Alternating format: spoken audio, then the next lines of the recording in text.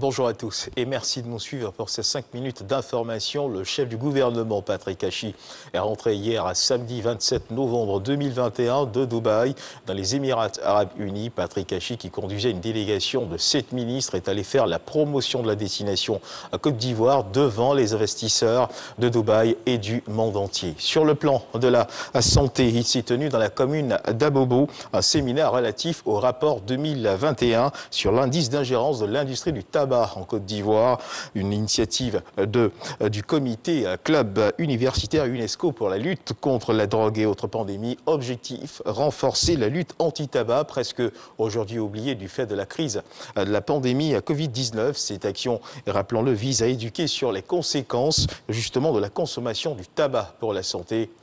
Astou Dagnogo-Touré. Comment freiner l'ingérence de l'industrie du tabac et renforcer les capacités des acteurs à la prévention du tabagisme en Côte d'Ivoire? Des problématiques qui réunissent l'ONG Comité Club Universitaire UNESCO pour la lutte contre la drogue, Clucode, et d'autres acteurs de la lutte anti-tabac. 28 années durant, l'ONG Clucode s'est engagée à soutenir et à sensibiliser les communautés pour réduire l'expansion et l'impact de la drogue, du tabagisme, l'alcoolisme, le VIH ainsi que d'autres pathologies. Malgré la pandémie de la Covid-19, l'ONG Clucode ainsi que les partis civils ont décidé d'intensifier la lutte afin d'attirer l'attention des pouvoirs publics et la population sur leurs engagements et les risques.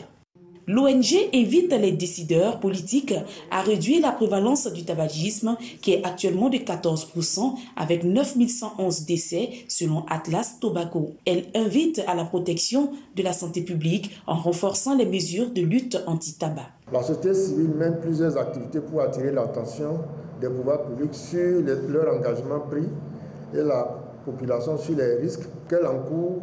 C'est le lieu d'inviter tous les participants à partager et relayer les points essentiels de ce rapport partout où il sera nécessaire pour qu'il n'y ait plus d'ingérence de l'industrie du tabac dans les politiques de lutte anti-tabac en Côte d'Ivoire. Rappelons que le tabagisme est un facteur de risque de la Covid-19.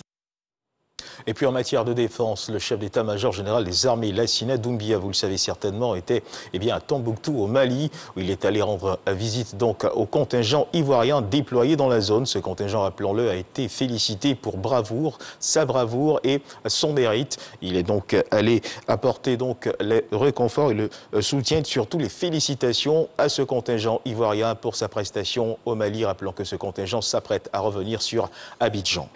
Dans l'actualité internationale en République démocratique du Congo, les forces armées ougandaises ont été autorisées à pénétrer dans les territoires de l'Est de la République démocratique du Congo. Le président congolais Félix Tshisekedi a accepté la demande formulée par son homologue ougandais Yoweri Museveni. L'objectif est notamment de poursuivre le groupe armé ADF qui sévit dans la zone, mais au regard de l'histoire récente entre les deux pays, c'est une décision sensible qui n'a pas encore été annoncée officiellement par les deux chefs d'État.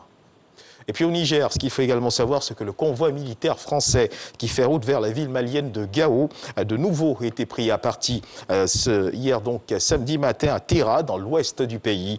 Samedi matin, hier donc, le convoi de l'armée française escorté par des gendarmes nigériens a été bloqué alors qu'il traversait la ville de Terra par de jeunes manifestants en colère qui avaient érigé des barricades et brûlé des pneus sur le principal axe de la ville. C'est ce même convoi de 90 véhicules qui avait été bloqué pendant plusieurs jours par des manifestants à Kaya, au Burkina Faso. Le convoi a finalement quitté la ville de Terra à la mi-journée pour reprendre sa progression vers sa destination finale, la base militaire française de Gao, au Mali.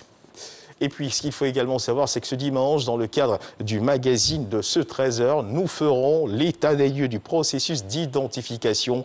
Mission assignée à l'ONECI, l'Office national de l'état civil et de l'identification. Et nous recevrons son directeur général, M. Sitioni Yena Kafana, pour en parler. Rendez-vous donc à 13h pour le Grand Journal. Merci de nous avoir suivis. Ce flash est terminé.